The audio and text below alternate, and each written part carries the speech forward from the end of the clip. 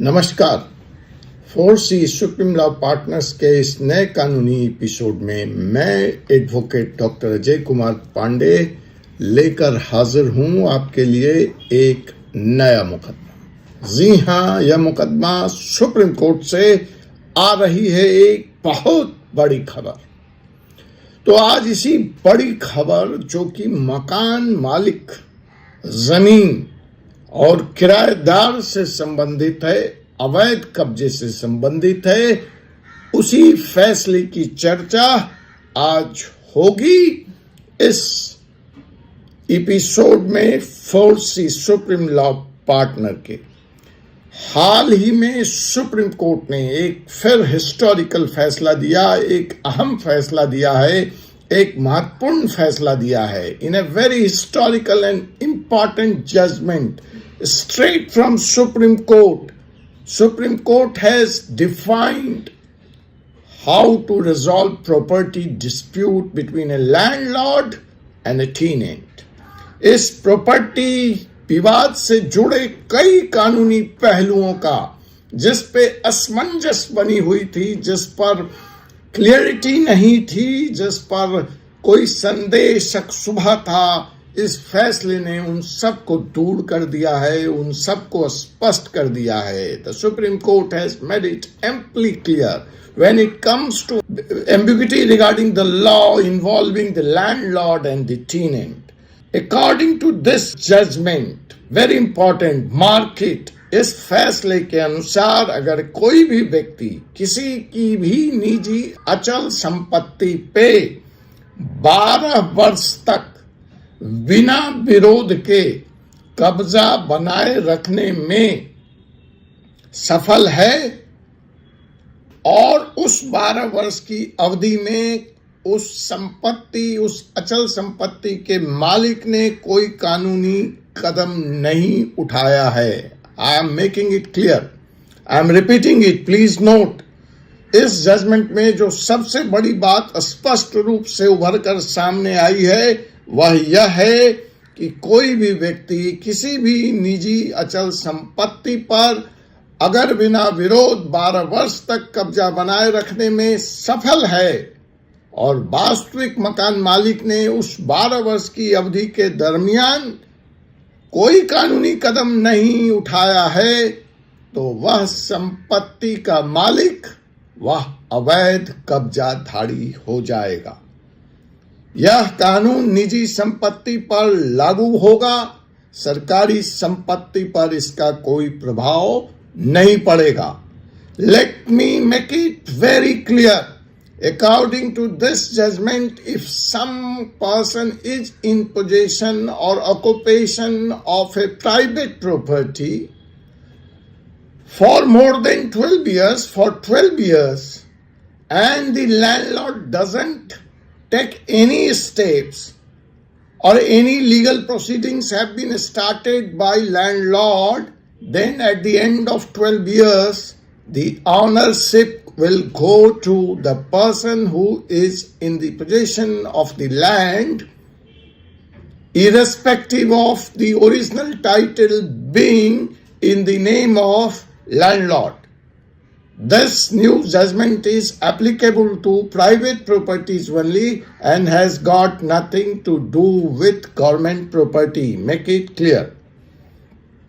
Supreme court ने साफ किया कि संपत्ति विवादों में लिमिटेशन एक्ट 1963 के तहत 12 वर्षों की समय सीमा बेहद महत्वपूर्ण है। The time limit, the Limitation Act 1963 kicks in property dispute where 12 years period is the defining period. यदि किसी व्यक्ति ने इस अवधि के भीतर अपनी संपत्ति को वापस पाने की कार्रवाई नहीं की है तो उस स्थिति में उसकी कानूनी स्थिति कमजोर पड़ जाएगी। यह प्रावधान सरकारी निजी संपत्ति के बीच में अंतर को स्पष्ट करता है। सरकारी जमीन पर अवैध कब्जे को कानूनी मान्यता 12 साल के बाद भी नहीं दी जा सकती। अब निजी और सरकारी संपत्ति में अंतर क्या है, यह भी इस जजमेंट ने बताया है। फैसले में स्पष्ट किया कि निजी संपत्तियों पर कब्जे के मामले में 12 साल का नियम लागू होगा। दूसरी ओर सरकारी संपत्तियों पर कब्जा किसी भी स्थिति में वैध नहीं हो सकता। पहले यह समय सीमा 30 वर्ष की थी, उसको सुप्रीम कोर्ट ने खत्म कर दिया। यह दूसरा बड़ा सिग्निफिकेंट एस्पेक्ट है इस जजमेंट का कि सरकारी संपत्ति पर अब कभी भी अवैध कब्जा वैध नहीं हो सकता। सरकारी संपत्ति से किसी भी टाइम लिमिट के बाद सरकार को बेदखल करने का कानूनी अधिकार प्राप्त है और इस तरह से किसी भी तरह के सरकारी संपत्ति को अवैध कब्जे से मुक्त रखा जा सकता है।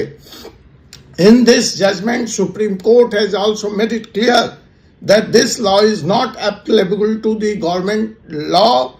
government land, and irrespective of the period of occupation, the government reserves its right to get the property vacated. There is no implementation or ruling or play of the Limitation Act 1963 when it comes to government land. Earlier this limit was of 30 years, then Limitation Act would have kicked in.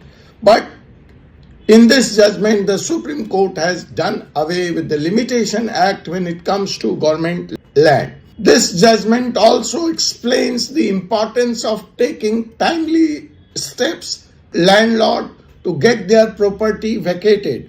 यह निर्णय समय पर कानूनी कार्रवाई करने की अनिवार्यता पर जोर देता है। प्रॉपर्टी विवादों में अक्सर मकान मालिक के अधिकार कमजोर पड़ जाते हैं, इसीलिए लिमिटेशन एक्ट को इसमें सर्वोपरि बनाया गया और एक निश्चित समय सीमा तय की गई ताकि प्रॉपर्टी विवाद लंबे समय तक न खींचे। अब अगर हम इस नए जजमेंट का विश्लेषण करते हैं तो हम पाते हैं कि सुप्रीम कोर्ट के 3 जजों की बेंच ने लिमिटेशन एक्ट के प्रावधानों को स्पष्ट करते हुए बताया कि यदि कब्जा, देखिए शर्त है, अब बार बार मुझे फोन करते हैं, कहते हैं गलत निर्णय है, गलत वीडियो बना रहे हैं, आप वकील साहब आप वीडियो सुनते नहीं हैं, आप मेरी बातों को ध्यान से सुनिए और समझिए।